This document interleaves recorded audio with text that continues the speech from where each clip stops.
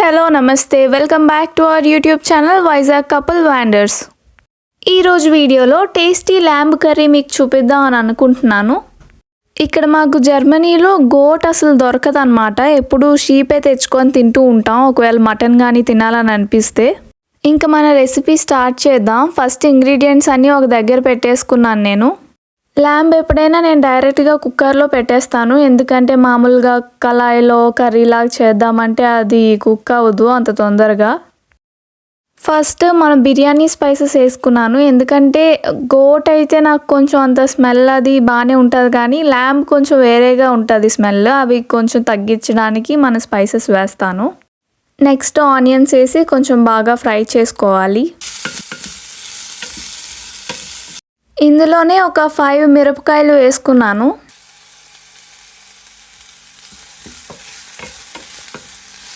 అది కొంచెం ఫ్రై అయ్యాక అందులోనే నేను గార్లిక్ వేస్తున్నాను. నాకు గార్లిక్ ఫ్లేవర్ ఎందులోనైనా బాగా టేస్ట్ ఎన్హాన్స్ చేస్తుంది అనిపించి అన్నిట్లో కొంచెం ఎక్కువే వేస్తాను. ఆనియన్స్ ఫ్రై అయ్యాక అందులోనే మనం జింజర్ గార్లిక్ పేస్ట్ కూడా వేసుకొని ఫ్రై చేసుకోవాలి.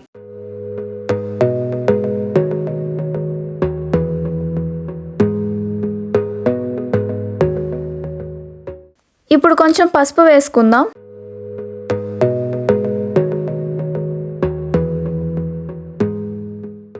ఇలా అవుతున్నప్పుడే నేను పుదీనా ఇంకా కొత్తిమీర కూడా వేసుకున్నాను.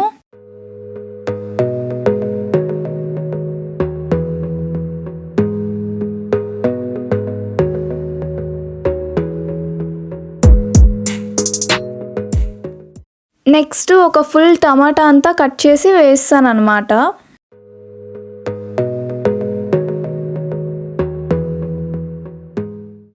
ఆనియన్స్ అండ్ టమాటాస్ కొంచెం ట్రాన్స్పరెంట్గా అయిపోయాయి కదా, ఇప్పుడు మసాలా వేసుకుందాం. ఇది ధనియా పౌడర్, అదేమో జీరా, ఇదేమో గరం మసాలా.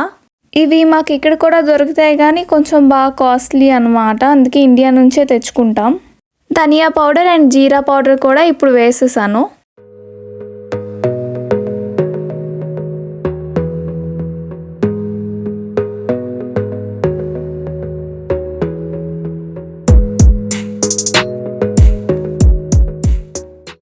నెక్స్ట్ మన మెయిన్ ఇంగ్రీడియంట్ ల్యాంబ్ వేసేసుకుందాం.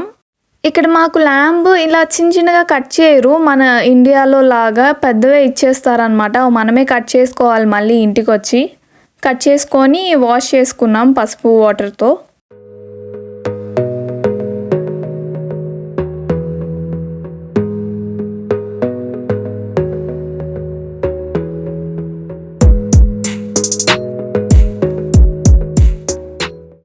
మీరు కరెక్ట్గా అబ్జర్వ్ చేస్తే ఇంతవరకు నేను సాల్ట్ వేయలేదు, ఇప్పుడే వేస్తున్నాను కుక్కర్లో పెట్టే ముందు.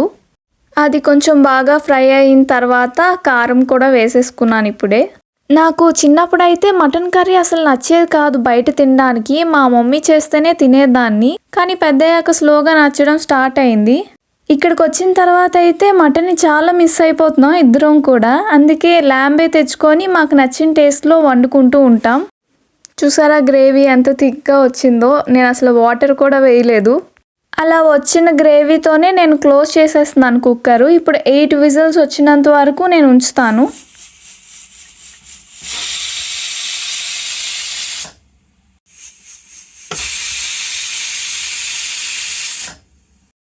అలా 8 విజిల్స్ వచ్చిన తర్వాత నేను ఓపెన్ చేసి చూసేసరికి చూడండి ఎంత బాగుందో, కర్రీ రెడీ అయిపోయింది.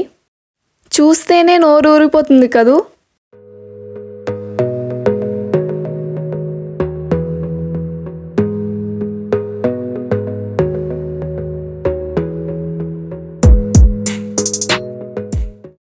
కర్రీని కొంచెం బాగా కలిపేసి ఒక బౌల్లోకి తీసేసుకున్నాను. ఇంకా వెయిట్ చేయలేక వెంటనే రైస్ పెట్టేసుకున్నాను అనమాట. మేము ఎప్పుడైనా లంచ్ ఆర్ డిన్నర్ చేసే ముందు హెవీగా తింటామని తెలిస్తే కనుక ముందు యాపిల్ సైడర్ వెనిగర్ తాగుతాం అన్నమాట. మీరు కూడా ఈ రెసిపీని ట్రై చేసి నాకు చెప్పండి ఎలా అనిపించిందో. మీరు మటన్తో చేసుకుంటే ఇంకా చాలా బాగుంటుంది. ల్యాంబే ఇంత బాగా వచ్చిందంటే మటన్ తప్పకుండా బాగా వస్తుంది. ఈ రెసిపీని ట్రై చేసి నాకు కమెంట్స్లో చెప్పండి ఎలా వచ్చిందో.